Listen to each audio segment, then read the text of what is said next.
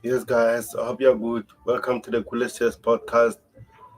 Please like, subscribe, share the channel to everyone that you know. So, today's topic is all about Chelsea versus Inter Milan match and the latest Chelsea transfer update. Pedro Neto, guys, let me know what is your thought about Pedro Neto coming to Chelsea.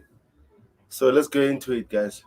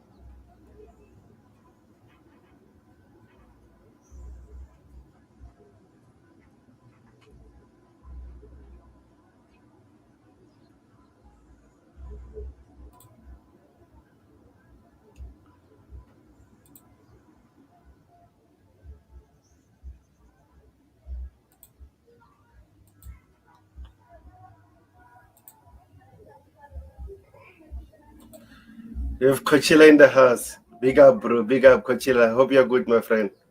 Yeah, see you soon. See you soon, bro.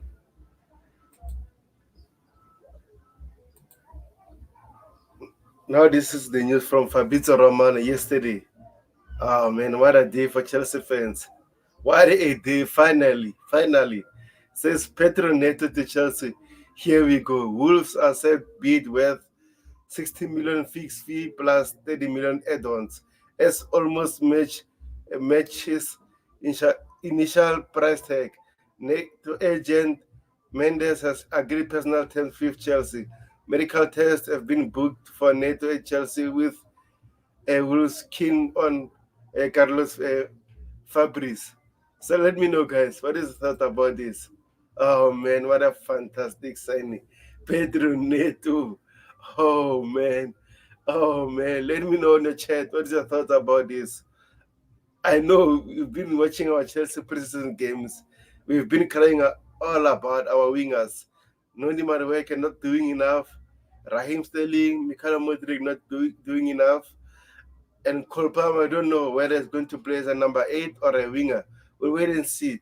But personally, I would like to play Cole Palmer on a right winger and then Netro on a left winger. Yes, he might not be right footed, but also can play there.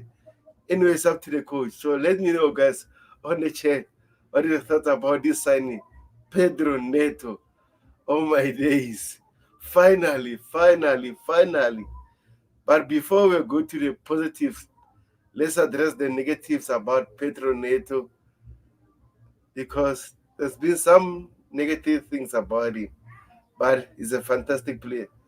So let's address the negative first, and then we go to the positives.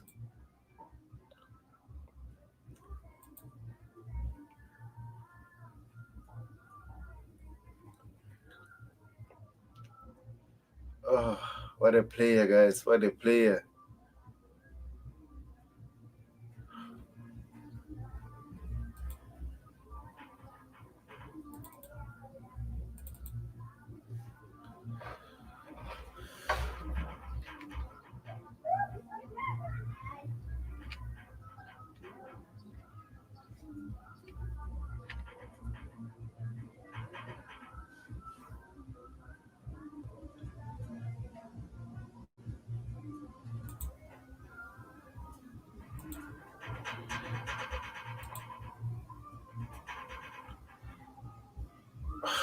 I don't know whether you see it clearly, but let me do this so that everyone can see clearly. Give me just a quick minute so that everyone can see clearly. Let me remove this and I'll add something more key so everyone can see. But overall, guys, on the chat, let me know what's your thoughts about Chelsea signing Pedro Neto. Are you happy about this? Are you excited about this signing? Let me know, guys. Let me know. Okay.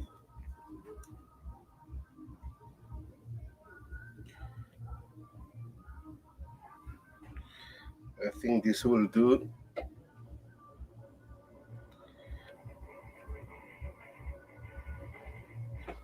I think this is much better.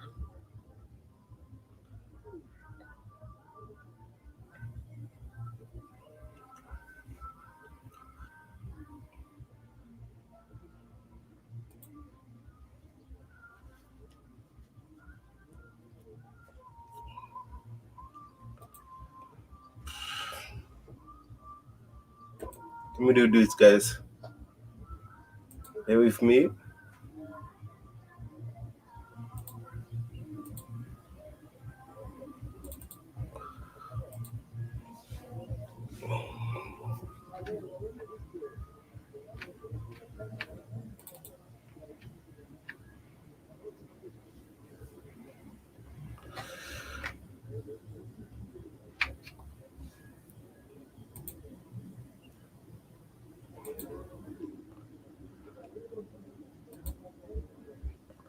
I don't know, guys. You'll see this, but hopefully you'll see it. Guys on the channel, please hit the like button, subscribe to the channel. So this is the negative things about Pedro Neto. Things that we don't like as Chelsea fans and overall fans about this guy. But overall, he's a good player. So this is the negative things. It seems like Pedro Neto missed. Let me do this.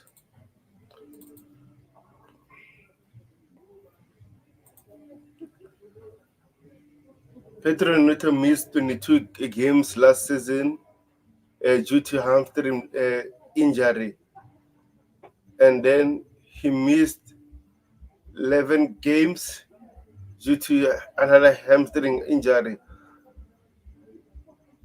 And the previous years, he missed 27 and 52 games due to a knee injury. Oh, man. Oh. But overall, to be honest, beside this, hopefully, one thing we can do, we need to manage his games. We need to manage his games because he's a fantastic player. That means we need to use him during our important games. So I don't know about you. We have Fawela here. Bigger bro. I hope you're good. Let me know what are your thoughts about signing Pedro Neto. Let me do this so that you can see again.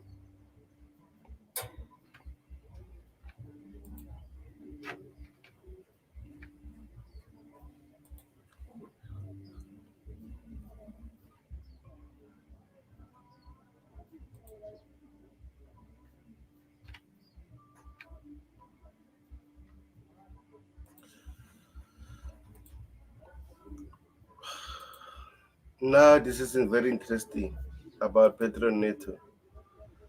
From whoscored.com. Pedro Neto's statistic calculated uh, characteristics and strength to say this: crossing, take, taking set pieces, holding on the ball, key passes, dribbling. And his weakness is aerial duels, finishing, and defending attributes. But I'm not sure about defending attributes. I've seen him doing very well at Wolves, especially he played, I think it's a false nine, and he was doing very well. So I'm not sure whether they add that to his skills or not. So I don't know, guys. I don't know, guys. From Foyle says, well, Pedro Neto is a good player. He keep he keeps medical team very busy though. I agree with you. I agree with you. This is what I'm saying. Like, I think we need to manage his game time, and I hopefully will do that. Don't overplay him because if you overplay him, he might get another injury. So we don't want that anymore. And I say I think I think we see outgoings. I agree with you. I think there's gonna be a plenty of outgoings, especially as much as rival fans are laughing about us that we have almost 40 something players and stuff. It's okay. It's okay. This is football, you know. People don't like Chelsea, so I don't mind, guys. I don't mind. So let me know what's your thoughts about the Pedro Neto signing. Are you happy about this? Let me know, guys, on the comment section. Are you happy about this? Let me know. But overall, personally, I'm happy about this. I'm happy. Finally, we have a winger that will do well at Chelsea. Man, I know preseason is just preseason, but overall, what have you seen from Mudryk, Sterling, Noni Madueke? It's not that good enough. Big up tie, big up tie, big up tie. Bro, if you have time, you can join the panel anytime. If I appreciate it. Welcome, bro. Welcome.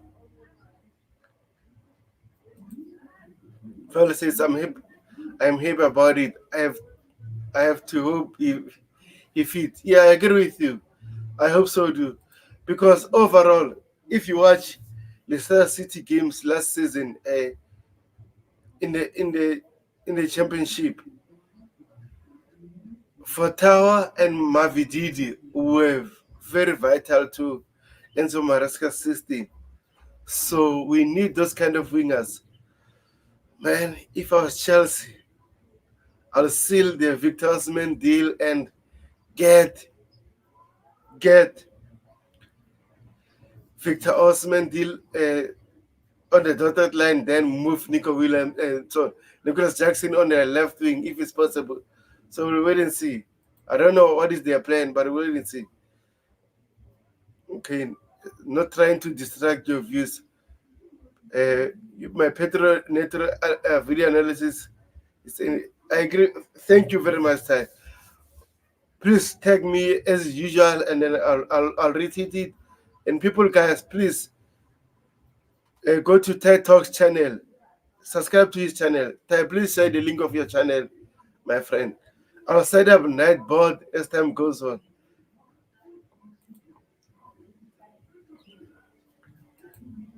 Let me do this.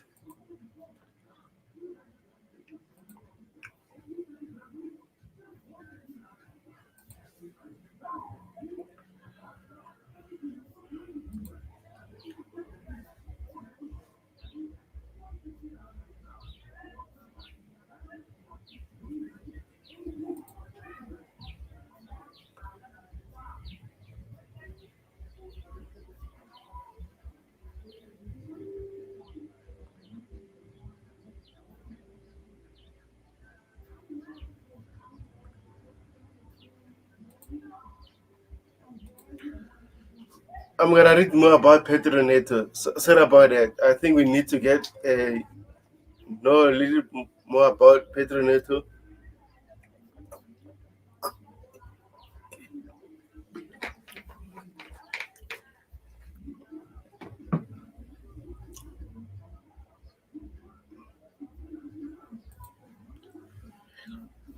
We need another center back in a striker, bro.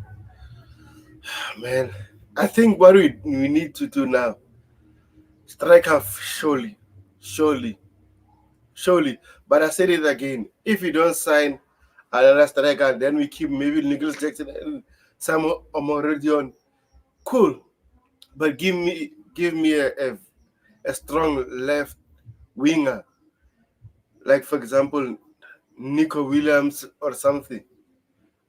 We have our friend here. Chelsea fans, you need to rest. Come on, bro. Come on, bro. And you know what? Pedro Neto is better than Anthony. Anthony. Thank you. Welcome, Nachilino. All wingers attackers you buy your defense stretch. Well, we know that. You know that. That's why, like, Fowler says this, we need another center back and a striker. And I agree with him. I agree with him. I think what we need to do, we need an experienced center back to guide those players, just like we had Thiago Silva. Now, at the moment, our defense is a flip flop because there's no one who's guiding the players. It seems like we are playing freestyle. But overall, I hope we fix it very soon. Yeah, and Pedro Neto is a top class, but injury is the problem. I agree with you. That's why I shared his injury stats before he came in. I think his injuries are an issue, but hopefully we'll fix that, like by managing his games. Because overall, I don't think players overcoming injuries will come very soon. So we need to manage his time. We need to manage his time. We need to manage his game. We can't overplay him. So let's see. Says Trevoh Chalobah is a good centre back. I don't know why your club uh, treat him like that. Well, unfortunately, I'm not running the club. I'll give you my perspective about Trevoh Chalobah. I think Trevoh Chalobah is a fantastic player. He's a good defender. At the moment, he's not world class, but is better than most of our centre back at Chelsea. But overall, I don't know what is happening behind the scene. I don't know why the club want to sell him. So now we can speculate and say the club are treating him badly and stuff. But overall, we don't know what is happening. So we'll wait and see, guys. We have Tiger in the house. Let me hit him. Tiger, how are you? How are you, bro? How are you? I'm good, What's thanks. up? I'm good, thanks, bro. Welcome. uh, I mean, amazing days to be a Chelsea fan. You're signing some good stars.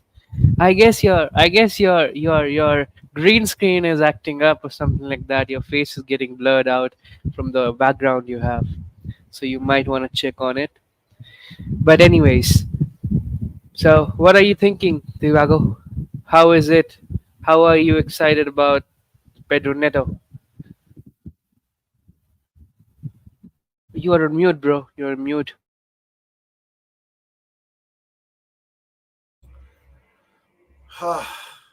What a player, bro. What a player. What a player. I'm very excited about this signing. I don't want to lie. I'm very excited. You know me. I think we needed a player like this at Yeah, Chelsea, but also I think his injury issues we should also consider it as Chelsea fans. But yeah. hopefully Enzo Maresca and the medical team will will will try to manage his game time so that we can avoid his injuries. But overall, he's a fantastic player. He's a fantastic winger. So what about you? Are you happy about this,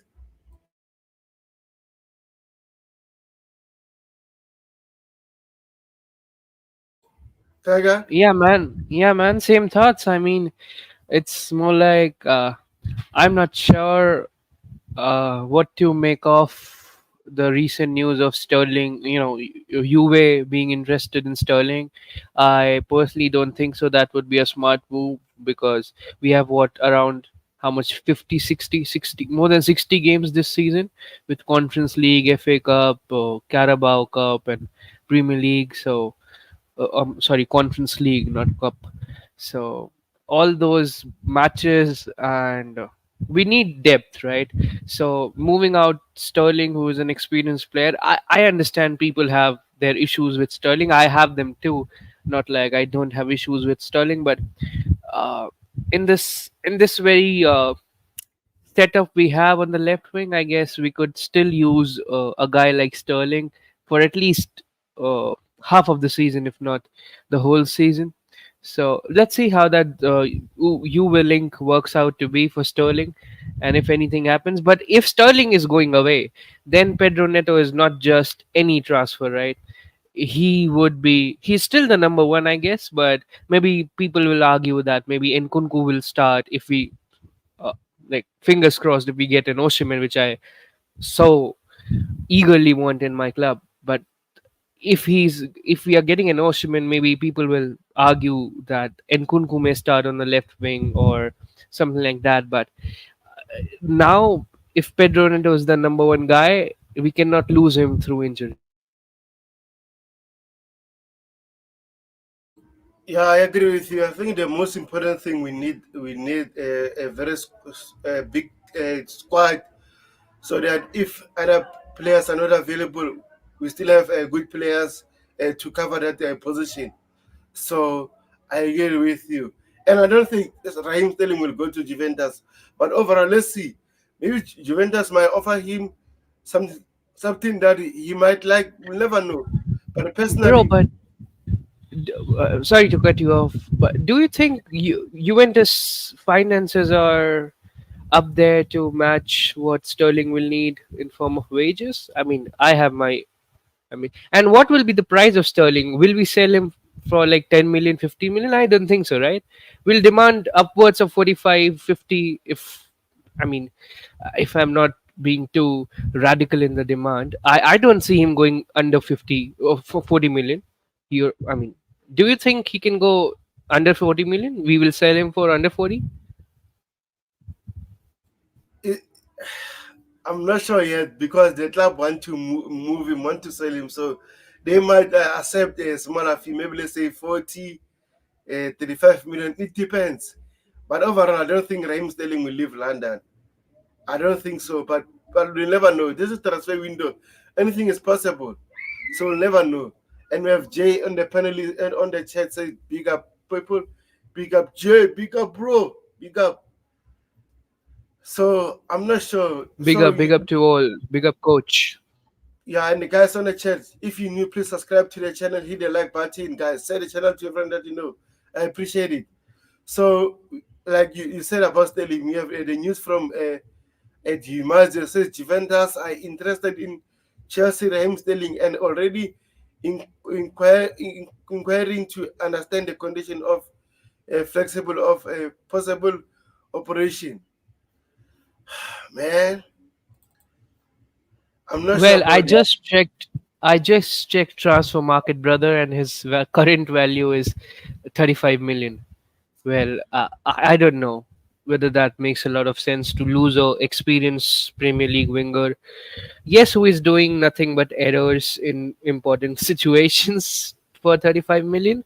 I mean, it can sound like good business to people, but I will still keep him, because I see if you remove but we have so many options right now that it would be very tempting to think of letting go of Sterling go, right, and letting him and his bulky wages off our charts. But the problem is, when you seriously look into it, we don't have serious wingers on the left hand side. Yes, and Nkunku can play on the left. Yes, Jackson can play on the left. He has been a natural winger for Villarreal B team, but Mudryk is very raw. Like, I mean, ideally he should be loaned. I have been a Mudryk supporter from the very start when we have signed him, but either he should be loaned or either he should be sold because he's not making any improvements playing like this. He need continuous 90 minutes of football. So, and that's not gonna happen with Sterling and now Neto being on the left hand side. So, if you remove Mudryk, let's assume Mudryk is, traded off on loan. Then what you have on the left wing? Probably players who can play on left wing other than Pedro and Sterling. So I personally would prefer when we have 65, 70 games this season. And also don't forget we have a Club World Cup next season. I don't know what are the dates. If it's in the first part of the year, like in from Jan to May or July, then you should also think about that. Okay, we will just get one transfer window before the Club World Cup. If anyone in chat can brief us out, when is the Club World Cup actually, which month next year? So we have to also think about that. If we are including the Club World Cup also, it must reach around 70, 75 games. And when you're talking about that, we need some depth and experience, because as soon as Pedro Neto and Sterling moves away, you would seriously lack quality on that left wing. So that can become an issue, and I don't think so there they will be signing some experienced winger over there. We have already signed Pedro Neto, so I personally am not in favor of moving Sterling out for say 30, 25, 30 million. Not this season, at least. That's my view. I I am no Sterling lover. Neither of us Chelsea fans are. Of how he performs, he has the potential to be the rock star of this team. He ideally should have been the captain of this team if he was performing like he can perform, right? He has the potential to set the Premier League alight as a winger, but he somehow he fumbles it all up. So yeah, that's unfortunate for him. But I personally will keep him from this season. That's my stance, and it's not gonna change no matter what. So that's on Yeah, Sterling, bro. yeah, I agree with you. I think Raheem Sterling is a experienced player who can help us, especially during crucial games. But overall, I think he needs to step up in his game because we all know what he can do. But at the same time, he's not doing that enough. But if he hits form, I think we have a good player there. So in terms of Mikhail Mudryk, you know what I will do personally. I don't think Chelsea will loan him or sell him because they spend a lot of money for him. So this is my personal view. I think what we first thing we need to beat whoever we are going to play in the playoffs of the Conference League, and then we qualify to the group stages. Then we're going to use Conference League, maybe Carabao Cups. Those we play in those League One clubs, Championship clubs, and we play Mikel Mudryk there to develop there before he goes to the Premier League first team. That's my opinion. Then, if he performs very well, then I'll say, okay, give him time in the Premier League. But overall, we haven't seen enough of him being a first team start player. So I'll give, to be honest, I'm going to give him the last season. If this season doesn't perform, we must as well move on. We must take an L and move on, bro. It's not end of the world. We've signed players like this in the previous years that never worked out. So hopefully, well, he worked out. But if it doesn't, we have to let him go, right? Do you agree with me, Tiger? Yeah, 100%. My point on Mudrik is the again, it's more like I don't want to equate those two guys, but I can't really resist myself from drawing the comparison. And if people can relate to me, he's becoming the next Sterling, isn't it? A lot of potential, fury on the left wing, a lot of pace as well, can dribble around. We have seen his dribbling skills against the Liverpool game on his debut, right? That goal, if I also I think, brother, it's in football, it's those few chances which can either turn your career upside down or make you a signing. Suppose I 100% know that you are such a fanatic of this football club. You watch all the matches with so dear observation, and you have a great analysis of the game too. You must remember, Tibago, that goal that he attempted against Liverpool, crossing 3-4 players in defense, and that just went wide by few centimeters. If that ball goes in, Mudrik would have been the star of that season, and a lot of confidence moving in the other game. He could have scored, but that's how football is. There are a lot of ifs and buts, but we cannot talk about it. I just fear that if he's not getting a lot of game time and if he's not getting a lot of tactical training right now, he's gonna be again, a big flop signing, which we all don't wanna say, which the other opposition rivals are already saying, but at one point we are gonna say the same.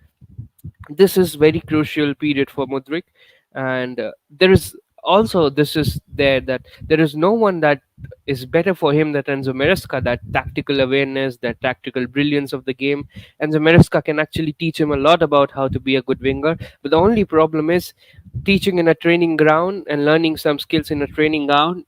Yeah, right, very good. But applying the same in the Premier League is a very different ball game altogether.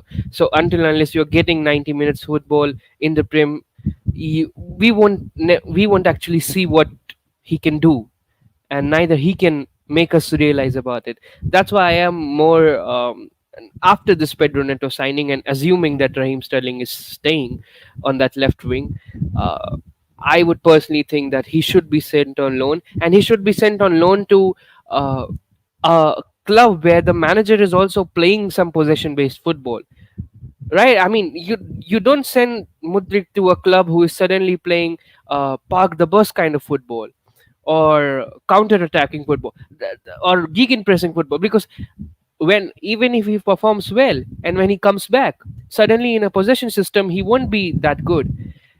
So if you have a coach which have now a 5 years contract, and you know this coach won't suddenly change from a possession based football to a wide play, or to a park the bus kind of football, you send Mudrik to a club where the coach also plays a similar kind of football, if not the same kind of football. You understanding what I'm saying, right?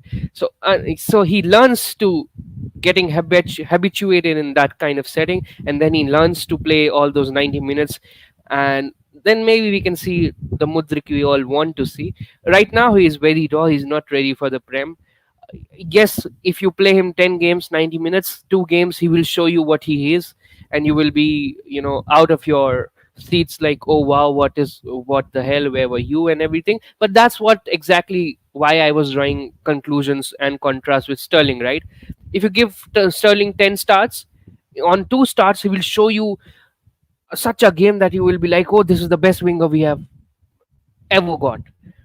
And the rest of the 8 games you will be like, oh man, this player is so messed up. He cannot even control the ball. He always fumbles and falls off the ball, losing possession every now and then. So, I mean, that's how it is. So, inevitably, Mudrik is going the Sterling way. I don't want one of my favorite signings and this Todd Bowley era to end up like that. But, I mean, this is a very crucial period for Mudrik. We have to manage him really well. And I don't see him being in Chelsea or even going in Strasbourg or affiliate clubs, because I don't think so. They're also are playing possession football. I don't have much knowledge what kind of football they're playing. So, anyways, but this is going to be very crucial. So Mudrik's management is going to be very crucial, and it's also crucial because now if you sell him, suppose we are going to sell him this window or the next window, there are no suitors who are going to pay up a 70 million or 60 million for Mudrik. So yeah, I mean, there is either this way or that way, right? So you have to develop him at least to a level which you can sell him for profit. At right now, it would be a loss if we are selling him. So I mean, it's very complicated. After this Pedro Neto signing, Mudrik's role in the squad has become more complicated. People will argue with me that maybe with Conference League and everything, he will get his chances. But I mean, Jackson is also there, right? Oshiman comes in. We have Oshiman, Samu. Okay, leaves on loan, and Kunku is also up there. Palmer is there. I mean, too much options in the forward line. I don't see Mudrik making a cut on the left wing. Maybe he improves, and maybe he has shown Enzo Maresca something which we have not seen till now, and he starts in the first 11 against Man City. We never know. Surprises happen in football. But right now, I mean, a lone move in a possession based system makes the perfect sense for me, for Mudrik at least. Yeah, spot on, bro, spot on. And then thank you for your view. I think you gave us a different perspective about Mikhailo Mudrik, also about the winger situation, which one of us didn't think about it. I appreciate both. So, guys on the chat, hit the like button, subscribe to the channel if you're new, so that the community can grow. We're on a road on 600 subscribers. So, guys, if you're new, subscribe. That will be helpful.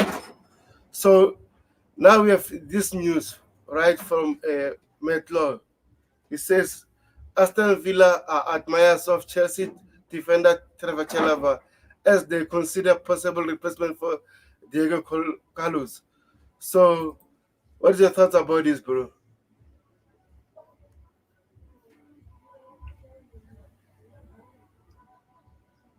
Tiger,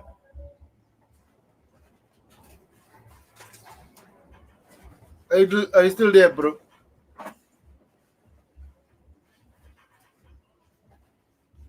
Tiger. Okay, I'll just say my perspective and then you'll talk when you're muted. Let me try this.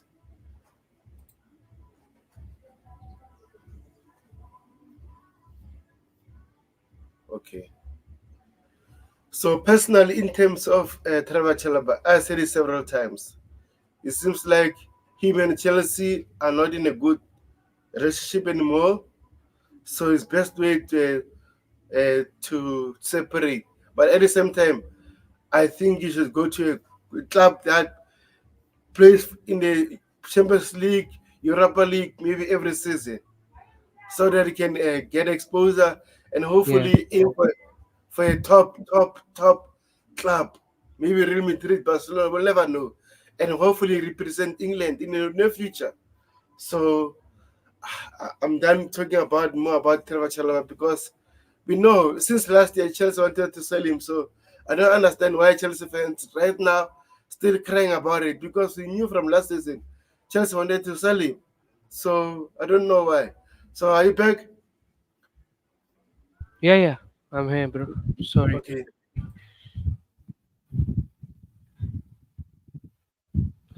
No, I So mean for Trevor Chalobah, it's yeah, as you said, it's at this point it's just us Chelsea fans whining why it's happening. He should not happen. He's a very good player at right back. If Malo Gusto reached him is injured, but we have already signed a right back, so it's more like they will sell him no matter what. And you can see to people who are saying that Trevor Chalobah is not that good. You see the clubs which are coming for Trevor Chalobah. They are not some League Two clubs or Poland Eredivisie clubs. They are proper Prem continental competition playing clubs, clubs which have finished up higher or lower. I don't know what was the exact ranking of Aston Villa last season. Fourth, if I'm not wrong, fourth or fifth. But anyways, so maybe clubs who have finished higher than us and who have a greater squad depth than us. And oh, sorry, no, we have the greatest squad depth. I'm sorry.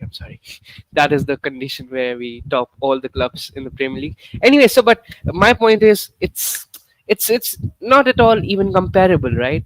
He has potential, he has quality, but well, Chelsea is so stacked up in the back line that we don't really need him, and he's surplus to requirements. Somehow, I still don't see how he's better than Disasi. Coach has told me that Disasi's numbers are better. I don't rate Disasi over Chaloba, but then it is how it is. Sporting directors are how they are, so they are selling Chalova, they have sold Gallagher, and we cannot do anything about it. So, yeah, as you said, whining causes no solution. So, let's just end it there. He's gone. Bye bye. Best wishes. yeah, I agree with you. And also, like in terms of Disasi, we all know the reason why we brought Disasi is because Taylor Chalaban and Wesley Fafana were injured that time, so we had to buy someone in order to fill that position. Also, we didn't want to risk playing Thiago Silva for a long period of time, knowing that it's old. So overall, it's all mixture. Like people are gonna give their own opinion, their own perspective. So at the end of the day, Trevor Chalobah is leaving. I think the best thing we need to do is just to move on and always be respectful of each other, right?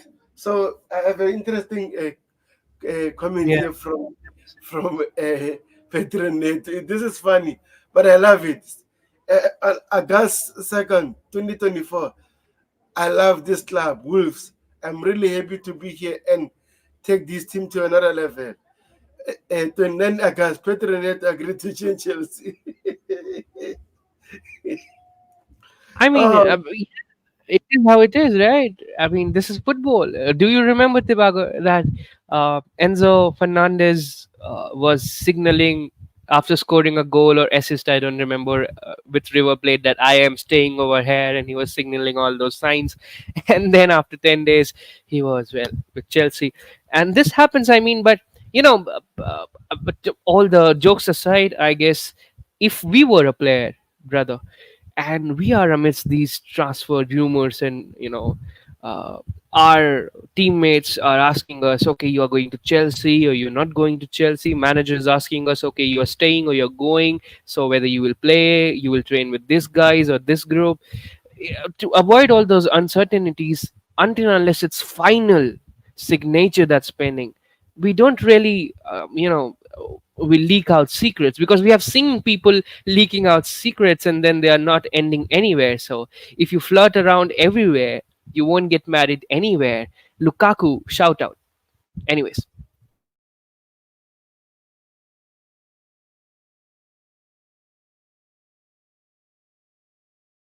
Let me share the news that will excite more people. Let me share it. Yeah, Let me share big up this. Jay in the comments. Yeah, big up Jay, big up Jay. Also, 17 people are watching us. Please like the stream.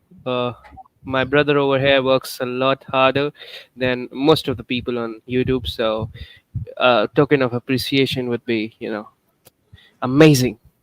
So please like, comment, and subscribe, and also comment down your thoughts about Pedro Neto, about all things going in Chelsea, and who do you think we are signing next? Which is the next bomb news that David Ornstein is gonna drop for Chelsea? Where's those news now? Okay, there is it.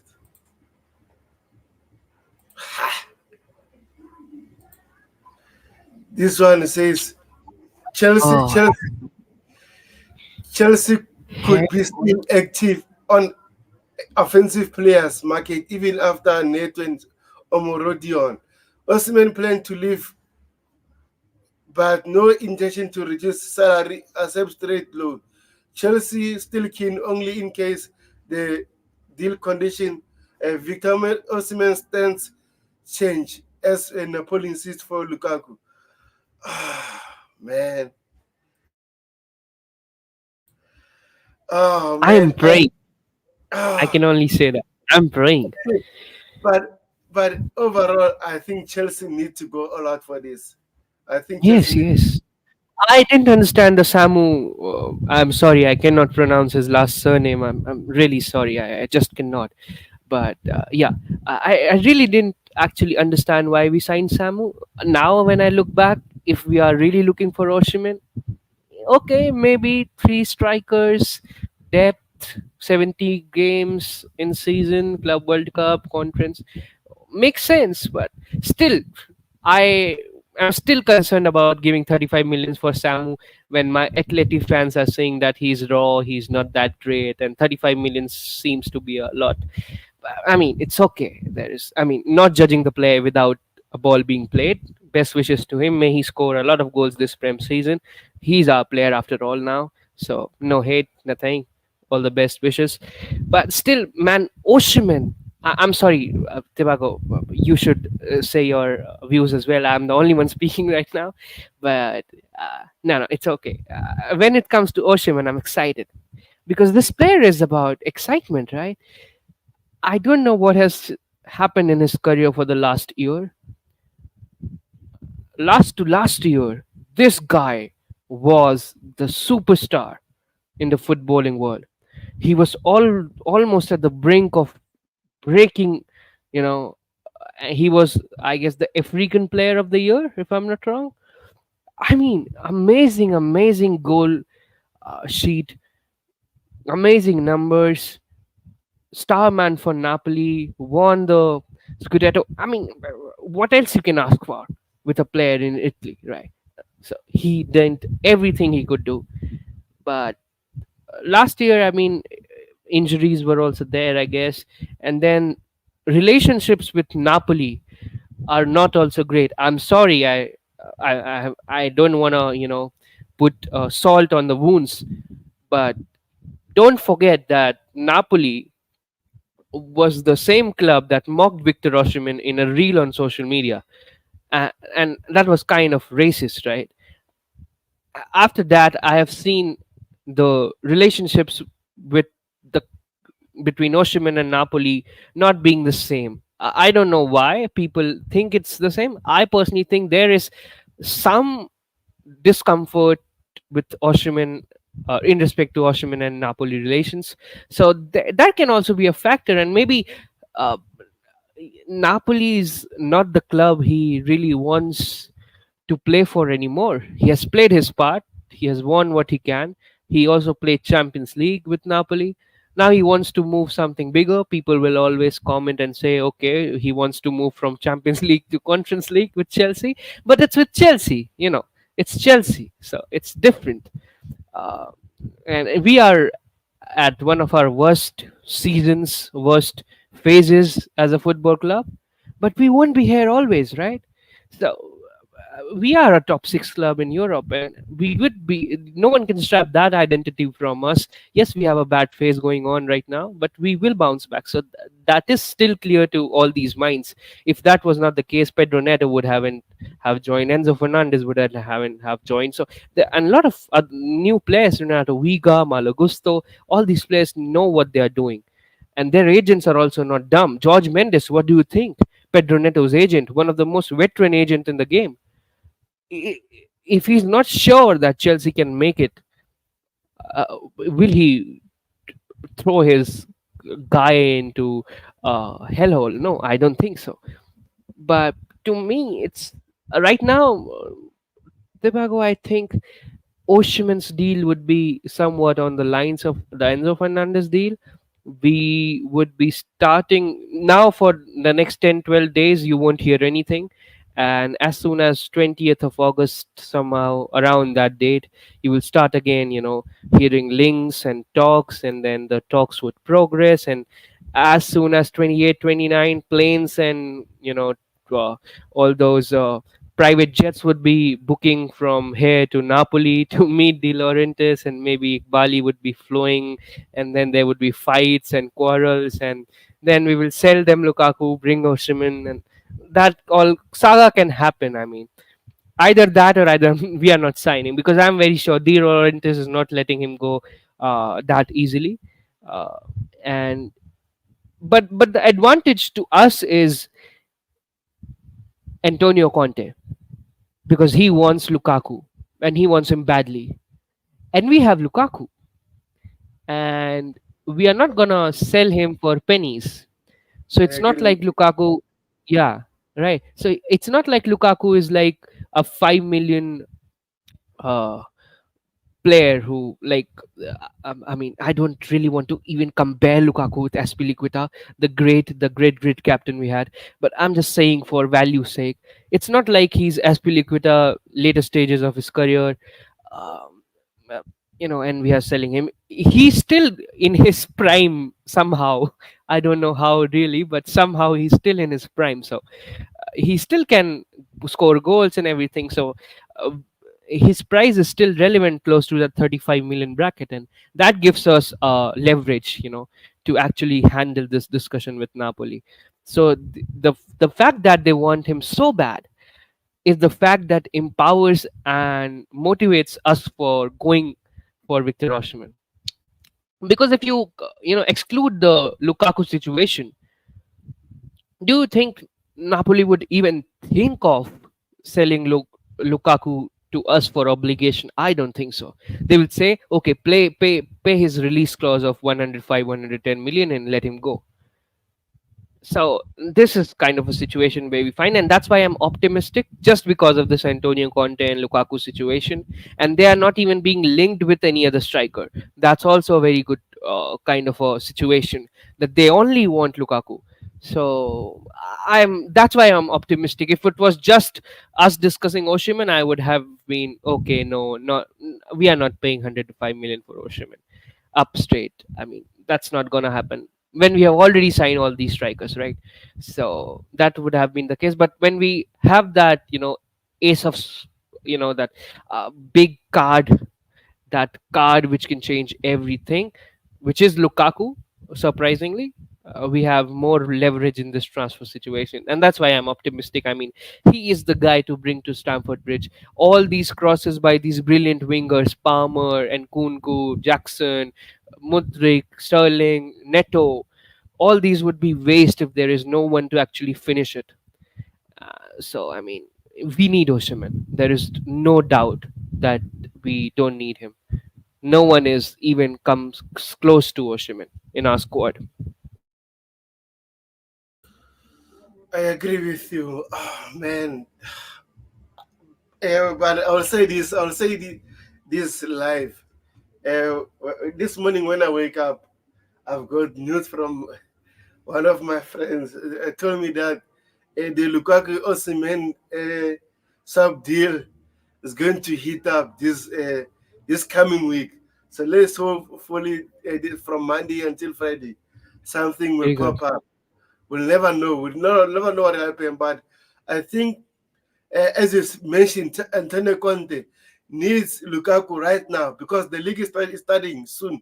Syria also with us, we need a striker now because we are not sure how fit is Nicholas Jackson. Also, another thing, Samu will do his medical today, but is going to go on holiday. I think 1 or 2 weeks because he never got a break. After the league, he went to Olympics. So I don't know whether he'll cut up his holiday straight and come to Chelsea or he'll get a break. We'll never know. So we need someone who's ready. And Victor Osimhen is that guy. So hopefully we get it done ASAP soon and face it with Victor Osimhen. That will be lovely. That will be lovely, guys. So we'll wait and see. So big up to Makim, big up, bro. Makim, big up, bro. Big up, Hope you're bro. good. And then we have a news from, I think this was from Fabrizio Romano. But since Blue Co Extra is one of my friends on X, he says breaking Pedro Neto and Samu Omoridion have successfully completed their medical and now finalizing their media obligations. Announcement coming soon. Oh, great stuff, great stuff. But Victor Smith, oh man, hopefully we'll say his stats when time goes on to show people. Then let's address some news items, and we'll go to Victor Smith.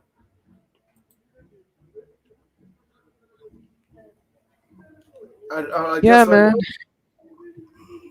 man. Bobby says in the chat, Bobby sir is in the chat, says, guys, can you send me the link? I guess the link is there on the groups, Chelsea Yeah, Session and Chelsea Perspective channel, sir. You can take it from there. It's yeah, still the there. link is there, boy, but if I'll share it personally right now. Yeah. So, chat, tell us. Meanwhile, Tibago is doing the side work, which every streamer has to do. Tell me, what do you guys think of whatever we have discussed? Oh my god, I have seen Romelu Lukaku on screen and my mood is off. My mood is. I don't want to speak. I just want to go. I have to sit on this stream because my brother is streaming. Oh, please hide this guy from my screen. My blood boils when I see Lukaku. Thank you. Oh my god. No, really, but I, I don't know why Napoli wants Lukaku. I mean, and Antonio Conte can actually take work out of Lukaku. He is that guy. I also feel all these big ego players, they are not to be handled by any managers, you know. They need specialized managers. Mourinho, Pep, Ancelotti, all these kind of managers, they're all the only ones who can handle all these big egos. So, but yeah, I mean, that's how it is. And in the chat, Jay was asking, I'm more interested in outgoings now. Yeah, outgoings, I guess Eddie Beach went on loan. Gabriel Slolina went on loan to Crawley Town. I guess it's in Championship or League One. I really don't know. Who else? Michael Golding is sold. Um who else? Let me think. Yes, Mr. Uh, the left back we had, what was his name? Lewis Hall is gone. Obviously, you know that. Uh, and who else has been sold? I guess Chukwemeka and everyone else would be also going on loan. Santos is going on loan or has been sent on loan, if I'm not wrong. Yeah, see, Gabriel Solina has signed in as new Barnsley player. Okay, Barnsley, not Crawley Town. So I guess Eddie Beach went to Crawley Town. Someone went to Crawley Town. Anyways, Gabriel Solina has signed in as new Barnsley player on loan from Chelsea. No buy option clause included in the deal. Okay. Okay. So yeah, he's gone. I personally think Petrovic has also been linked with Strasbourg, RC Strasbourg, our affiliate club. So maybe he's also going there as a number one. I would like to believe so. Let me just check ChelseaFC.com. Who else we have actually sold or loaned because people were interested in outgoings. So let's see. But Yeah, but I mean, we have one thing. sent the link. Okay, okay. So Bobby, so you can just click on that and get on the stream and enlighten us with your views on whatever we are discussing. We would. I was just addressing the outgoings this season, and let's see. I mean, I am satisfied with the outgoings, Tobago. What about you? I guess we have sold enough people, to not actually worry, and we are even linked with, the Chalobah deal is still going on. Lukaku deal with Osimhen swap is still going on. So we are good at the selling front, don't you think so, brother? I think so too. And then, like, we have still have 3 weeks left, right, to sell players. Yeah, So I'm not yeah. I'm not that worried too much because I know uh, some other deals we might maybe get a low offer, but overall I think we're going to sell most of our players. Remember also we due to FIFA loan rules, so we won't have to loan many players. Unfortunately, we have to sell them. So I'm not worried. I'm not worried. Datur Fafara might leave, Braga might leave. Uh, Chalaba might leave. I mean, they will leave. These three players will leave. Khan, we still not sure. We still have Kisari Kasade might go on loan or leave permanently. We'll never know. So I'm not worried. Also, one thing I just want to address before we move to Fabrizio Romano tweet. People are crying about Chelsea signing a lot of players. Oh, what is the plan? Guy, don't you know business, guys? This is normal. Mostly players, I mean, clubs will buy players, but most of them they won't be for the first team. Other players will be for profit to gain more experience, and we sell it for profit. We saw with Umari Hutchinson, we got him for free. We sell him for money. So I'm not worried, guys. So we need to chill. So let me read this tweet from Fabrizio Romano. He says Lukaku, Chalaba, Broga, as well as David Dutton Fafana are all expected to leave Chelsea this summer. Plan for permanent transfer for all of them as Lukaku has agreed on 3 years deal with Napoli. Chalaba, Fafana, and Braga assessing options. I agree with that. So I'm not worried. Yeah, I mean, we are good with the, you know, departures. I mean, and just to see it in a flow, we have sold Ian Matson to Aston Villa for 40 million, Lewis Hall to Newcastle for 18 million, Omari Hutchinson to Ipswich Town 7 million, Hakim Ziyech for to Galatasaray for 9 million, Malangsa to Lens for 4 million, Thiago Silva on a 1 million free transfer, you can always say, to Fluminense. Elfie Gilchrist to Sheffield United on a loan. Gabriel Solina to Barnsley for a loan. Aaron Anselmino is now gone back to Boca Juniors where he came from on a loan. Eddie Beach to Crawley Town on a loan. So I mean we are good. I mean, and we are still processing the Lukaku, the Broya, and the Chalobah transfers. So it's good. I mean, at least the departures are concerned. People on Twitter were after Pedro. You saw that all the rival fans after we have signed Pedro Neto were like again out with all those placards. How is Chelsea signing all these players? Where is FFP? And when we are gonna sign Osimhen, these guys are gonna get crazy. I have waited for days like this, and we are finally seeing it. So Pe- pe- this was the actual transfer, first transfer of this window for me. And also, people forgot that in terms of Victor Osimhen, I don't think we'll make a permanent sale of Victor Osimhen.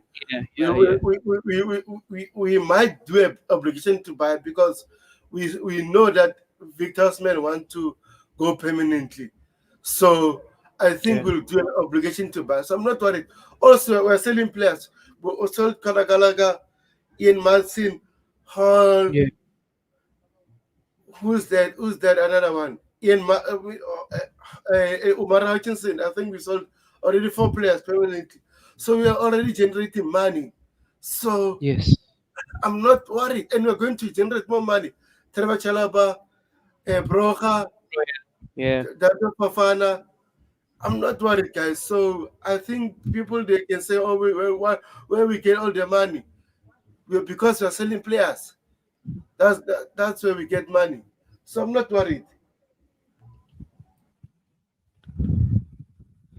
Yeah, man. I mean, it is how it is. Do you think we need any more like signings? I mean, Osimhen, I guess we both agree, like, right? Osimhen is the signing we need, but apart from it, I don't see people were saying.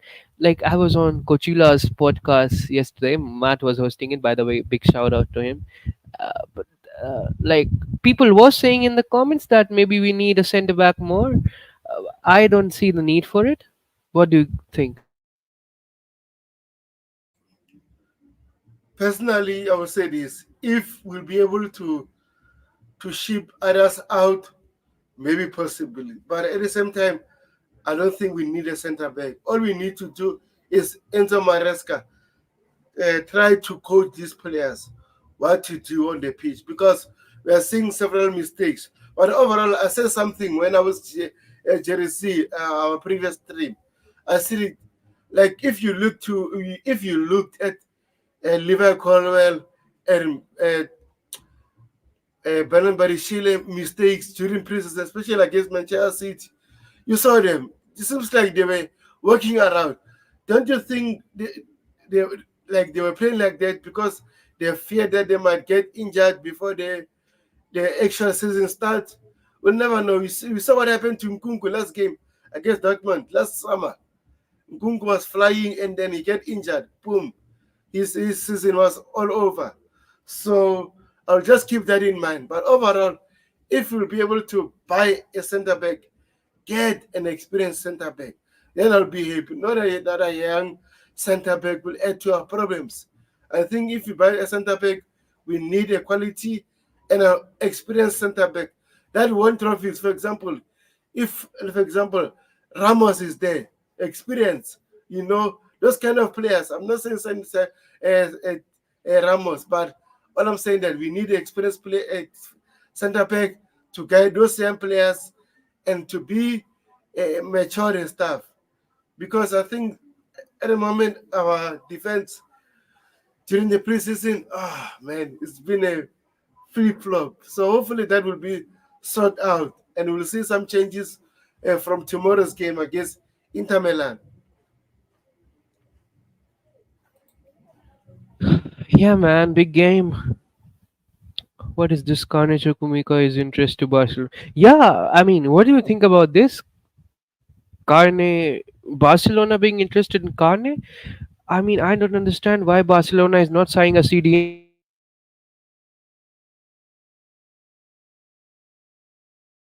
right now. Can you hear me?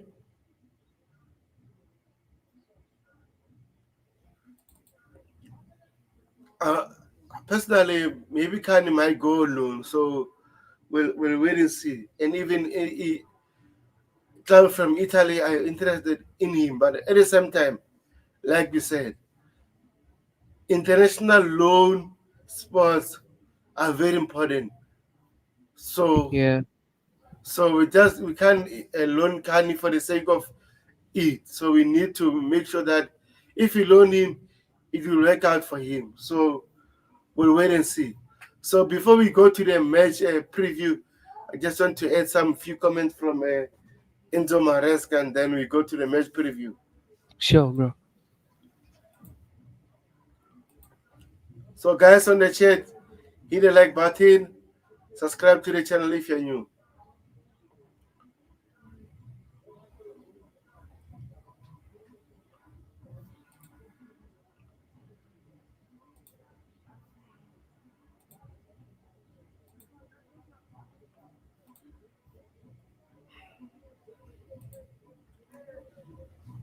This is from Enzo Maresca.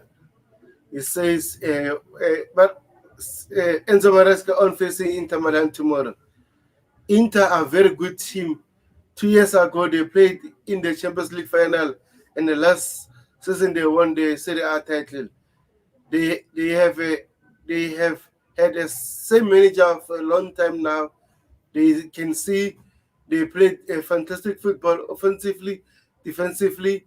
It will be tough game, our last game before we start the season. So we want to give our best. Very interesting comments there. Let me show you this one. Yeah, This one. yeah, yeah, yeah. I mean, uh, Poch also said that, so I don't know what to make of it. I see every manager who will be given 45 kind of players of squad, he will gonna say it. I mean, he has already said it in more than twice, right? That there are problems from the last season, like the high defensive line and everything. So it's gonna take time, and he has said it, and he's saying it again that because they have a manager and that too for a long time, they are so organized and everything. I won't say he's making excuses. He's stating the obvious, but I mean, some people it would be like he's stating excuses, and if he's not winning the game, he will say they are better because well they are organized and they have a manager. I really can't say what he means really, but I would just say that we should win the game tomorrow. One because it's on Stamford Bridge. Second, because we didn't had a preseason which we can take pride on, right? Last season, we had a very good preseason under Pochettino. So, I mean, we have to win the last game of the season. I won't be like Enzo Maresca out or anything if we don't win. It's all right. Preseason we lose and win, but looking at the preseason and how it went, we need to see improvements, right? So what we what and how we played against Real Madrid last time, we should improve uh, from that against Inter Milan. And if we do that, I don't see any reason why we are not winning tomorrow's match.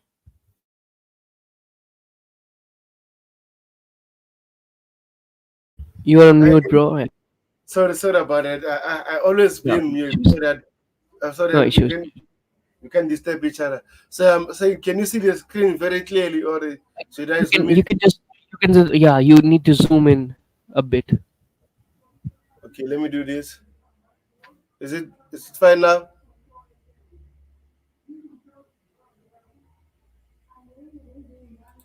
Is it fine now? Or still need to zoom? It's much better. Much better. Okay, I think okay. I think we need to build our lineup. But before we build this lineup, Tiger, are you there? Yeah, yeah. I'm there. I'm there. Okay, sorry about it. I heard some voice. So before we go to the game, so personally, like from your own point of view, what do you like to see tomorrow differently from our previous games? M- I mean, uh, defend well. That needs to be a priority. We cannot defend like we are defending. I mean, see, there are some moments in defense which stand out, right? For me, last game against Real Madrid, Badia Steel was just standing like a statue when we considered that goal. So I don't want to see that. And we are getting beaten by through balls. So again, I don't want to see that. So yeah, that needs to be improved. The high defensive line needs to, get fine and a bit low. So that all needs to be there. I know it won't happen in a single game, but as much as improvements we can make in the defense and in the defensive setup, the great, because we are not scoring that many goals because we don't have a striker. Uh, I mean a proven striker, so that's gonna be a problem. But tomorrow I am confident that Palmer is coming. I don't know how many minutes Palmer will be played. I hope he's playing a full 90. If he's playing a full 90, then we will score more goals. So yeah, just score more goals because we are creating chances. We are creating 5 6 chances every game, so chances creation is not a problem in my book. In my book, it's defense which is acting up, uh, and attack which is not able to execute those chances that we are creating. And yeah, I also would like to have a midfield that is active and which is controlling the game. But I guess you cannot have everything in the preseason. So uh, just win the game, maybe improve the back line, because at this point that seems to be a big problem, because we cannot have more center backs or anything. That back line problem can only be solved tactically. There is something going wrong. Either the communication is wrong, either the tactics is wrong, either the setup is wrong, something is going off. So that needs to be sorted as soon as possible. uh, yeah, so that's it. I mean, there are points of improvement everywhere on the pitch, but that will be there. I would love to see Pedro Neto, but I don't see him being available. I just feel like he will be announced maybe, and that's a maybe as well. So, and you are saying Samu would take a break, so I don't think so he would be announced. So let's see what happens. So I hope Jackson is fit and he starts. If he's not starting, then let's see what's the lineup is. Bobby sir is here. Big up, sir. How are you? Yeah, big up, Bobby. Yeah, pick up, guys. Hi, Tobago and Tiger Beast. um, Listen, we're in pretty interesting times right now, aren't we? Pedro Neto has sort of ignited lots of other issues. It's a wonderful signing. It really is a superb signing. However, I don't want us to go, to get too carried away in that he is somebody that has been known to be rather injury prone, and uh, we do need to embed the squad. And when I say embed the squad, that is get the players fit, get them match fit, and then get them integrated into the new system, which means there's still quite a bit of work to do. Pedro Neto, I can't actually see him starting uh, tomorrow. Um, and anyone else coming in,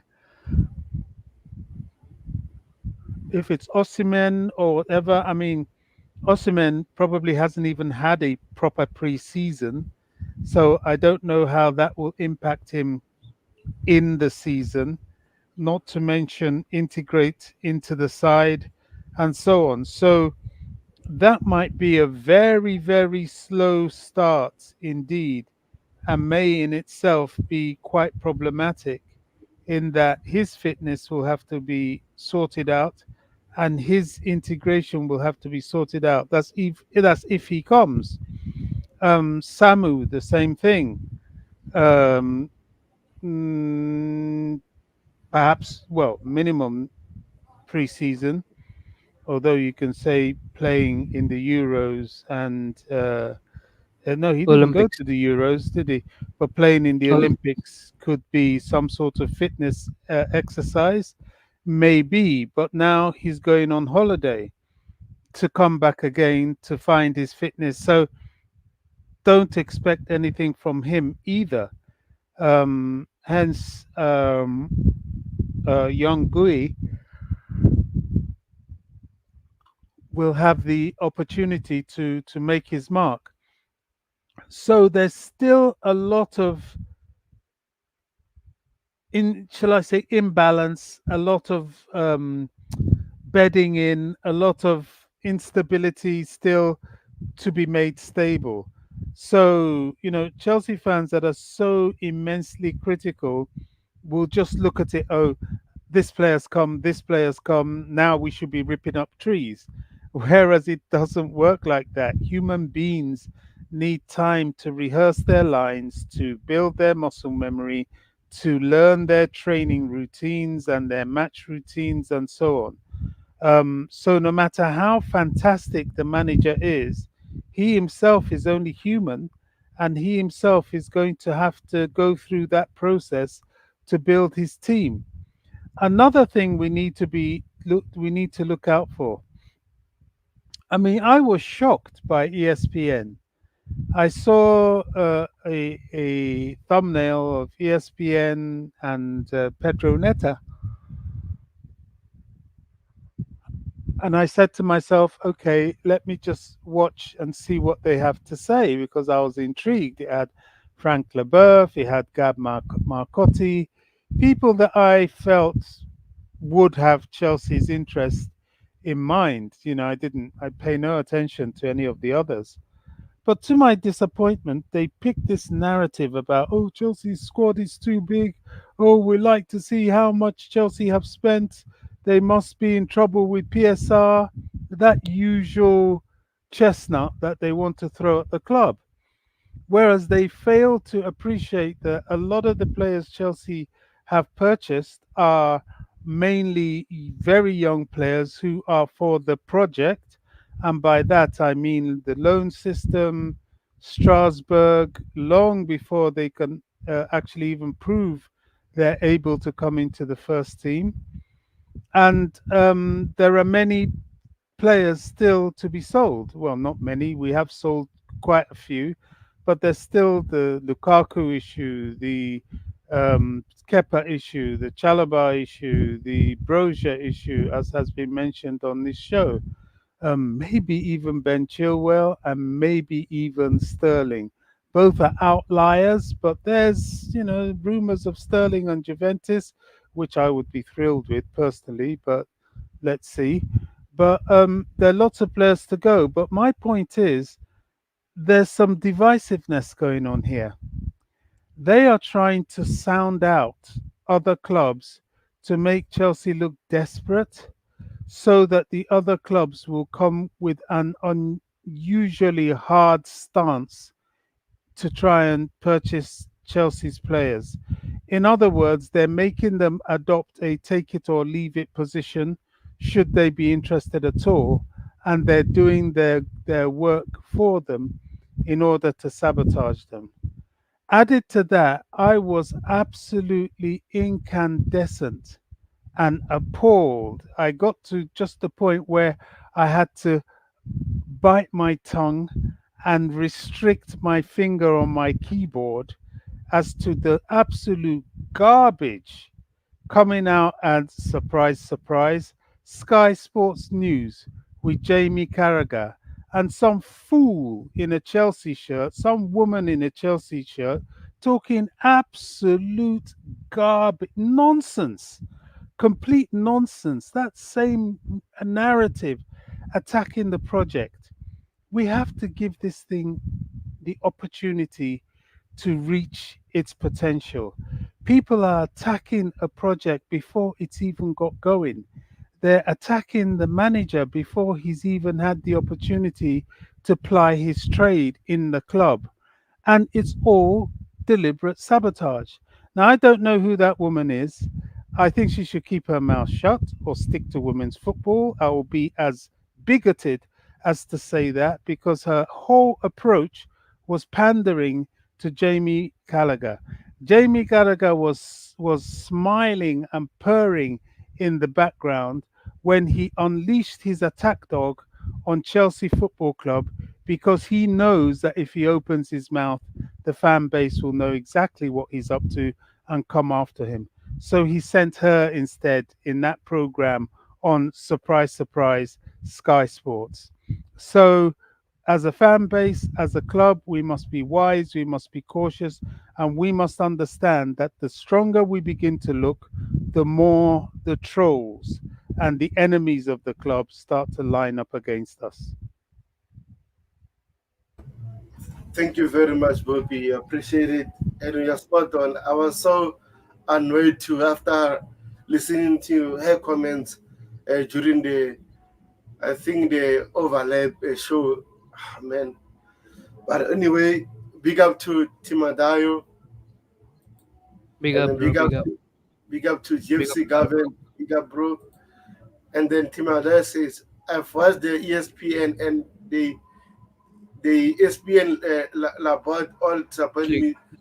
disappointed me with the rider pessimistic analysis had to cut off some points. And then he says it looks like everyone is trying to push Chelsea in applying and negative narrative about Chelsea. Hardly will you find a podcast these days where Chelsea or management are over uh, portrayed positively. I agree with him. I agree with him. I mean, 100%. but because positivity never bring views, right? You see, a movie gets launched, and if it's even slightly bad, the negative reviewers will get a lot of views than even the neutral reviewers. So I mean, it has been a trend, even since not just Chelsea, any football club you see. uh, if there are channels who are criticizing the ownership, the management, the systems in place, or just abusing the players and how they are playing or how they are living their life, they would be rewarded with views and with massive engagement on social media. It's kind of how human beings are designed. I mean, I am not saying how designed, it's how our nature has now become in this modern day. We like to laugh on others downfall, kind of that. I mean, we rejoice downfall. So and that's the sad reality of social media. But I personally think what Bobby sir said was apt in some ways, because like I said at this in the stream only that I am enjoying all these comments, and I was waiting for these comments, because when we were signing Anselmino, this Viga, and all these players, these rival club fans were not giving the comments. Now when we have signed Pedro Neto, and I'm sure when we sign Osimhen at the deadline day, these rival fans will come. Where are FFP charges? Why is Chelsea signing so many? They have already started, by the way, but this is going to be excitingly amazing to listen to their whining of how their club cannot sign players but we can. So it's efficient management, and some point you have to give credit to finance guys at the club. I mean, they are managing the books without being in the Champions League. Somehow we are still to get an FFP charge over us, and hopefully we are not getting any time soon. So I mean, kudos to them. At least we can criticize the management and the sporting directors about the youth only policy and everything about that, but finance, I guess, is one point where I cannot criticize the owners as of now, because we have not faced an FFP charge, and we are well in Osimhen's deal. We have already signed Pedro Neto, and we are signing so many youngsters. So yeah, we are spending money, we are selling players, and we are generating money. So it's all good at the finance department, and yeah, people can whine about it. I mean, I would be jealous if I was a rival, so I won't really hit them for it. Spot on, bro. Guys, just quickly, let's do the lineup and then we'll run it off. I think in the next 15 minutes, because the community shield is about to start, so most people will be focusing on that game. So let's go in the goalkeeper situation. Who should start? Roger, sir, you like to begin? I mean, Sorry, I mean, yeah, yeah. please go on. Yeah. The goalkeeping situation is I don't know if we have a situation at all. We've got the young players the young goalkeepers that we've purchased, who have actually gone out on loan and are part of the wider project, I will call it. I'm talking of Slonina. I'm talking of the guy that they've brought and sent back to Genk. Um, Mendes. and and yeah, and Penders. That's right. And they will take time if they make it. Then we have those that we have already. We've brought in Jorgensen, who still has to prove himself. We've got um, Sanchez, who for some reason seems to be favoured, and then there's the issue of Petrovic, who is out injured at the moment, and I don't think he should be sold. And then we've got the third goalkeeper, who doesn't really play anyway. He's getting on, and really, I think we may as well just put him as part of the goalkeeping coach team. I wouldn't even have him as the third goalkeeper. I would keep Petrovic, and if they can't get rid of Sanchez, and go with those four, and have certainly Petrovic, Sanchez, and Jorgensen compete for the number one shirt at least up to January, and then we'll really know where we are. So the goalkeeping situation, like every situation in the club, is still under development, and we don't know where we stand, and probably won't know till the season takes off. So Jerry, sorry, Bobby. I mean, this is the prediction for the Inter Milan match. So who would you like to start tomorrow against Inter Milan? Well, starting as it's a preseason game is almost Yes. irrelevant. You know, you can make 11 subs if you like, and I'm sure they will make a lot of substitutions, or perhaps fewer, and keep it down to the standard five because it's the game before the start of the season the following weekend. But for me, in goal, I would start again with Jorgensen since he is potentially the number one. My centre back too. That's really interesting. Um, ooh, that is very, very interesting. But I would try after a few weeks, um, after a couple of days training, looking at their mistakes.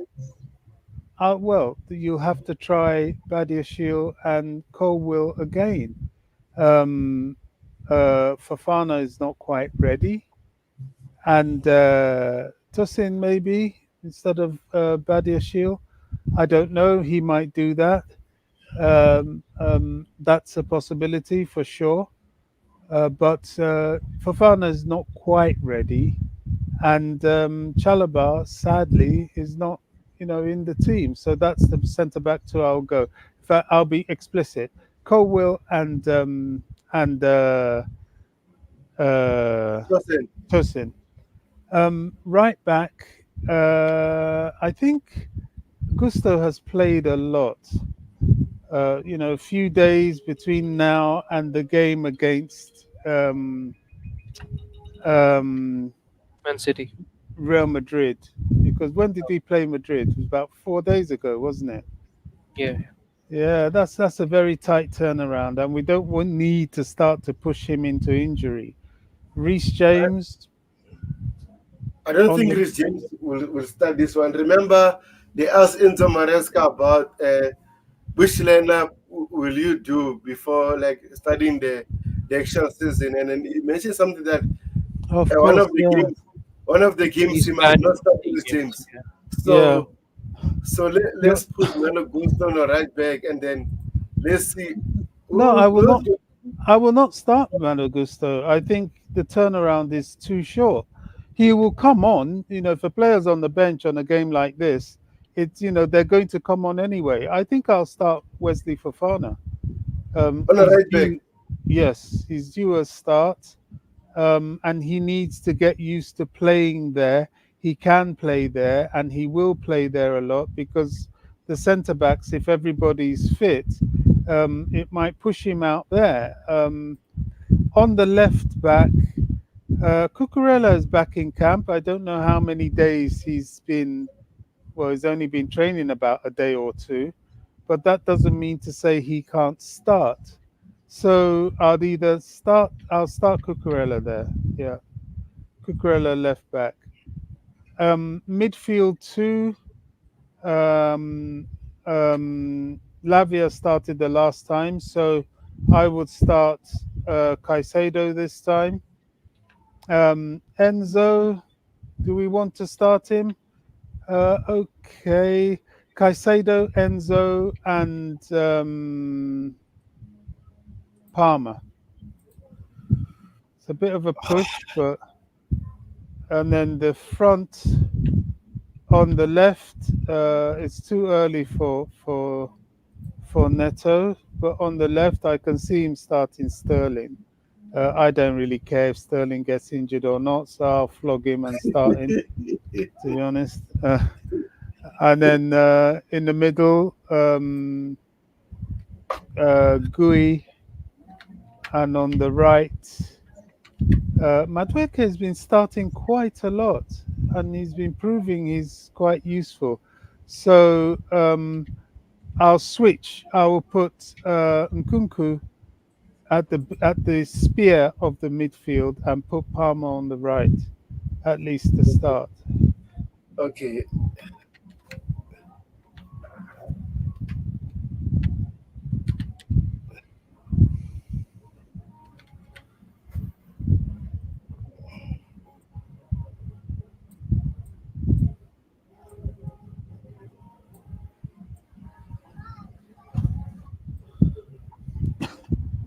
Tiger, what is your thoughts about this lineup?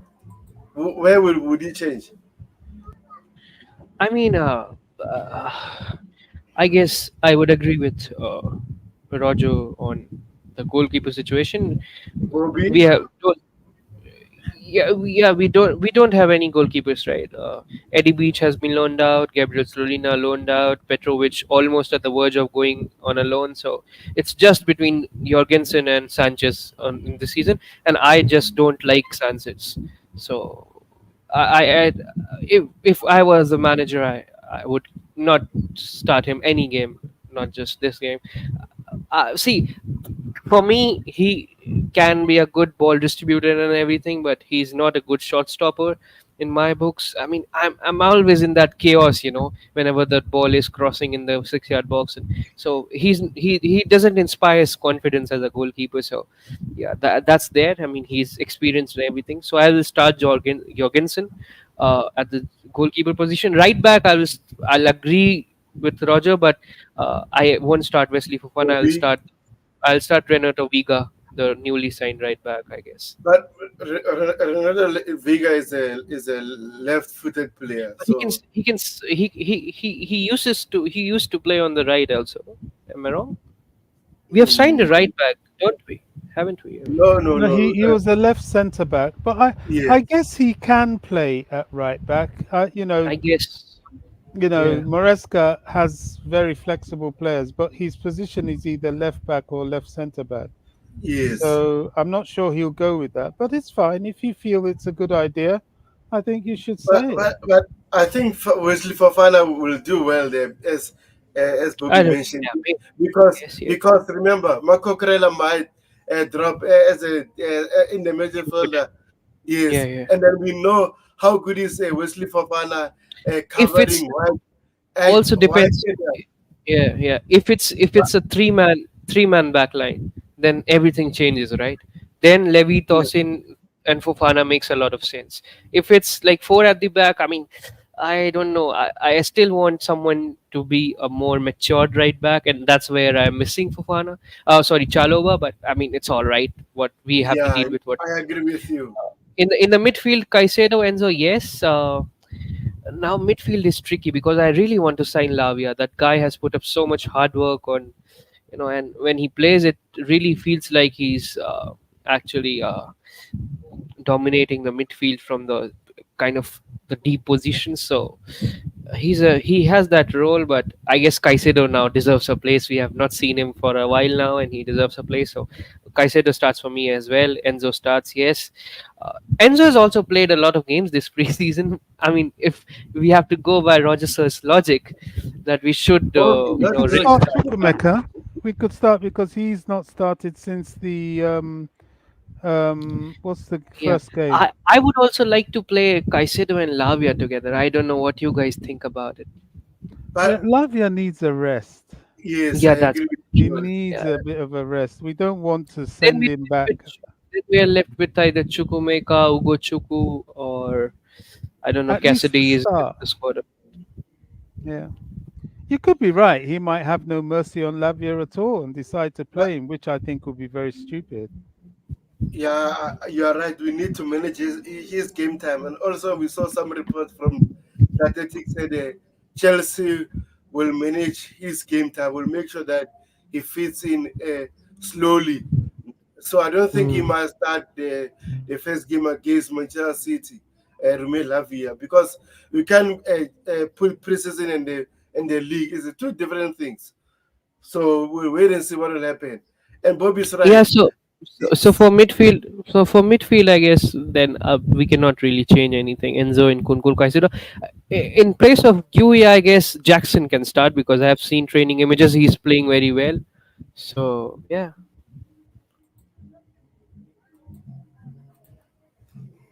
I mean, if Yeah, he's fit and he's ready yeah, to play, I mean, I yeah. don't see why he's not starting. We hope he starts too. I agree with you because he needs to get game time also. Just like, just And like, I would like to give Mudryk some time, man. Come on, I mean, I understand he's going on loan, like looks right now because we have signed Pedro Neto. He may yeah, leave you're on not a loan, sure. but I mean, he should get a start. I mean, will he ever develop without starts? But I understand. I mean, at the left wing, we don't have much options. Maybe I don't know. It's complicated. Maybe Nkunku can go at left, and sorry, Jackson can go at left, and Nkunku can play as a striker. I mean, there can be a lot of options, but looking at the more probable options and keeping rest in mind, yeah, this looks like the probable 11 that we'll see tomorrow. Yeah, I agree with you. I hope this time, for peace sake, our defense will be solid tomorrow. For peace sake, but again, Inter Milan already is a well drilled team. They know how to play. They've been playing for 3 years under new the same coach, so it might not be easy. But hopefully tomorrow we'll see silly mistakes. But one thing I just want to add, we are doing it. We need to be careful, like playing too much forward passes, especially from our defense and our midfielder. Sometimes you need to pass it the sideways for the sake of not losing position. So always, every time we got the ball, we just pass it forward and we lose it, and we hit by a counter attack. So I don't know what will happen tomorrow. So hopefully tomorrow we'll see positive defensive setup. In terms of the midfield and attack, I'm not worried too much about it. My main issue is our defense. Hopefully tomorrow we'll see something good tomorrow. Yeah, I would just like to ask you and Roger. So, who are your players or player to watch out for tomorrow? Like, if you can name one guy you are looking forward to. To be honest, Yeah. if Marco Corella plays tomorrow, he's the one because I Same know also, yeah. I know he is the one who will help us in terms of a inverted fullback because he knows that role very well. Unlike Malagustin regimes, because we saw them during preseason, they can do it, but it seems like they're struggling. But with Marco Corella, he knows that role very well. So hopefully he plays tomorrow and he gives us that refreshment that we need from our fans. Something new, something we'll be joyful about. So hopefully tomorrow he plays. Whether it's the first half or second half, but hopefully he plays. Roger, sir? Bobby, Yeah, I mean, it's very hard for me at this point to say there's a particular player I'm looking out for. I just think the whole team, I'm trying to see how they build up their understanding, um, and how they execute it. It's still a friendly. However we want to look at it, it's still a friendly, and winning as such, just like with the Real Madrid game, winning is, it's good for your self-esteem. It's good for pride. But is it the primary objective? No, it's not. The primary objective is your fitness and understanding of the system and correcting mistakes. As we've said, the defense really needs to needs to be looked at, and they can't be making those errors that they did against Real Madrid or indeed against Man City. So that's where our attention will mainly be. Certainly, where the management and the coach will be looking at more than anywhere else. So it's not really about the individuals right now, although individuals will play this game and will need to improve, but it's about the team. How much does the team as a whole improve? And that will then reflect upon the individuals, if you know what I'm trying to say. So it's the team effort that matters, because it's a team effort that will face Man City. It's a team effort that will beat Man City if we're able to do that. So we must get that right. Yeah, it's going to be an interesting game. It really is. But I don't expect in 4 days that we'll show this sort of remarkable improvement. We might do. There were times where, we played some really good stuff, even against Real Madrid. We really played some good stuff, but we didn't finish. If we can sort out the finishing, that would be very interesting indeed. It would certainly impact the outcome of the game. Yeah. I Yeah, mean, absolutely right. I guess before Tibago winds it up, I guess we are on the later half, the later end of the stream. Uh, I had this question to ask to Bobby sir for like long, long time, right? Because we are discussing Oshiman now and then. I have discussed it on a lot of streams, and we are so fond of it and everything. What do you think, Roger sir? What's your view that do we really need him? What's your inner Chelsea fan is saying? Do you have that gut feel that we are going to make that transfer this window? Um, that is a really interesting question, and one that my answer is this: do we really need him at this point with Omarudiong and Gui? Reluctantly, I'm going to say that it's not a matter of need, because we can actually do without him, but he's going to be a player that we would want. Why? Because he has commercial value. Two, he actually wants to come to Chelsea. And three, he is, he's up there. He's amongst the sort of best strikers in the world at the moment. So um, he would make us better for sure. He's ready made. He's still quite young. And, he's a striker. He's an out and out striker. He'll be able to finish chances that we will no doubtedly create for him.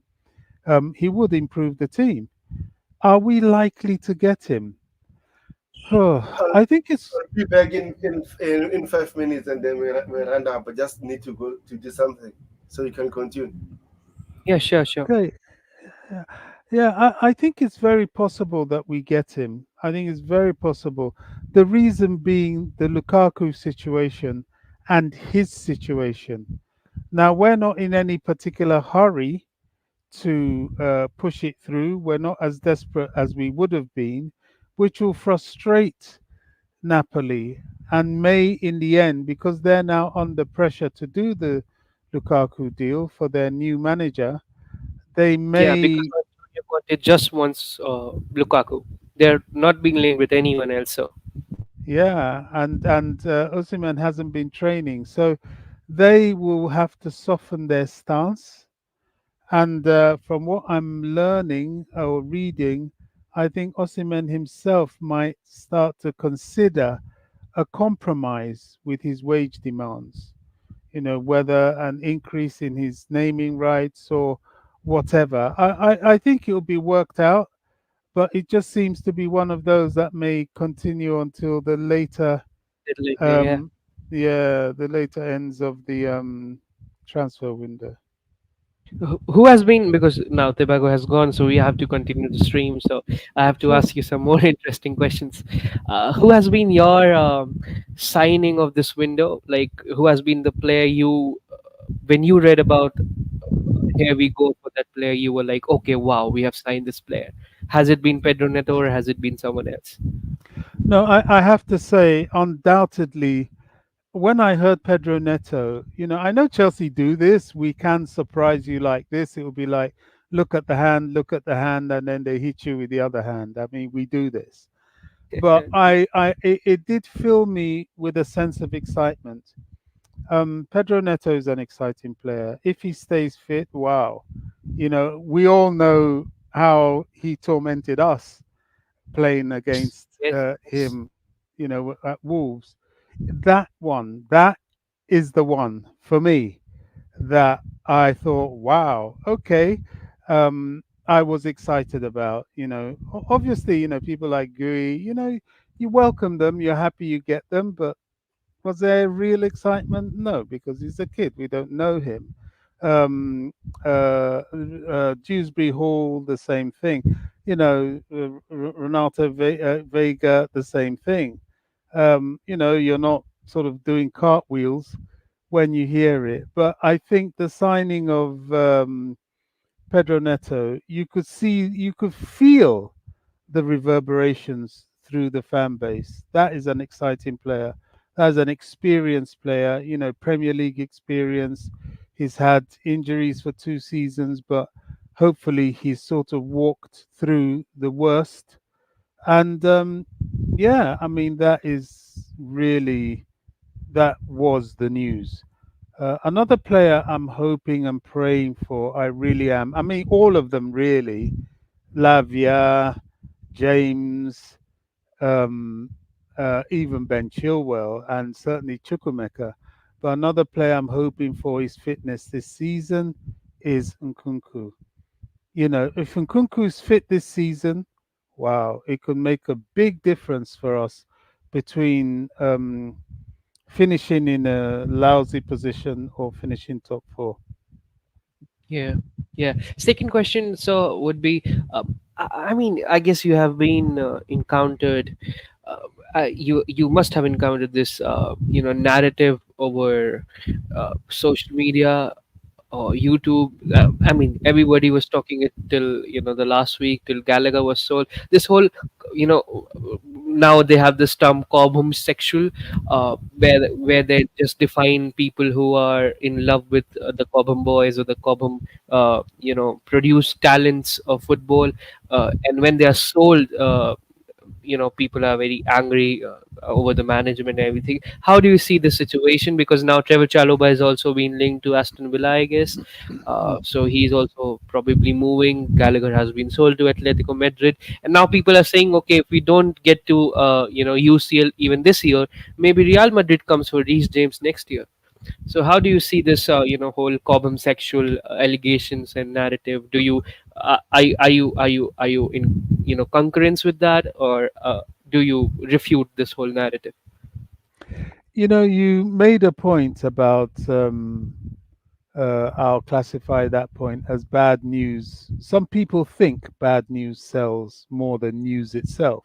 Yeah, yeah, And I'm looking at a post on X by someone called CFC Blues.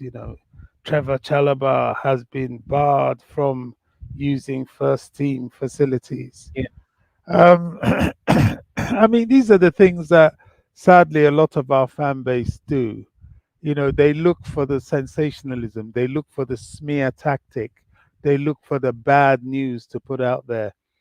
I doubt very much if Chalobah has been barred from using first team facilities.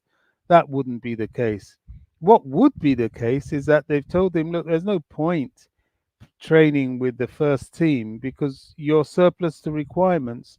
So we would like you to prepare to be sold or to help us with selling you. So, for the purpose of integration of the team and for the purpose of building a new team spirit, and not having him. impact the team, at least on the ground, where the team, when when the team is on site, they will tell him to train at a different time.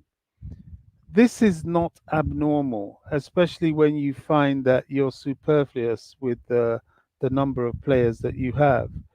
It is what it is, but Chelsea fans will always, or some of them, always want to try and scandalize the team. Reece, just for Reece James and Real Madrid, yada yada yada. If we don't make it to the Champions League, or maybe Real Madrid will come for. Listen, all I'll tell Reece James is, mate, you're part of the team. You're supposed to help us make it to the Champions League rather than sit on the bench with stupid red card suspensions or be out injured all the time. So screw that. He owes us.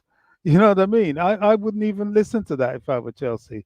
He's got years on his contract. He owes this club. He knows it. So anything about Real Madrid coming next season is pants. Unless the club is interested. If the club is not interested, forget it. It ain't happening. I don't know. I think the club is focused on seeing the project through, and you don't see the project through by listening to all these distracting noises, like Chalobah has been banished from the club, Real Madrid and Reece James. These are fallacies. They're not true. They're not helpful. But sadly, some of our fan base tend to listen to this stuff and take it all in, which is unfortunate. But that's all part of football. Yeah, thank you, sir, for those views. Tibago, you can take away from here. Yeah, appreciate it, guys, for coming. It's been a pleasure having you. Hopefully, we'll do another stream. Maybe tomorrow. It depends. Or maybe after the game. It all depends after the game. Or where am I at the moment? Because I might go somewhere, but I'll let you know if I'm going to do another stream. So I'd like to thank you, Tiger Beast, Bobby, for coming. People on the chat coming. We had Coachella here. We had Thai, we had Fawela, Nochilina, and we had Jeffsy Gavin, we had Timo Dai, and everyone that didn't comment. Please, you can comment anytime. It's free. We like to hear your opinion about Chelsea. So, guys, hopefully we win tomorrow so that we can be at least in a good mood. But personally, I want my defenders to do well. So, thank you guys for watching. Up the chance, guys. Big up the chat.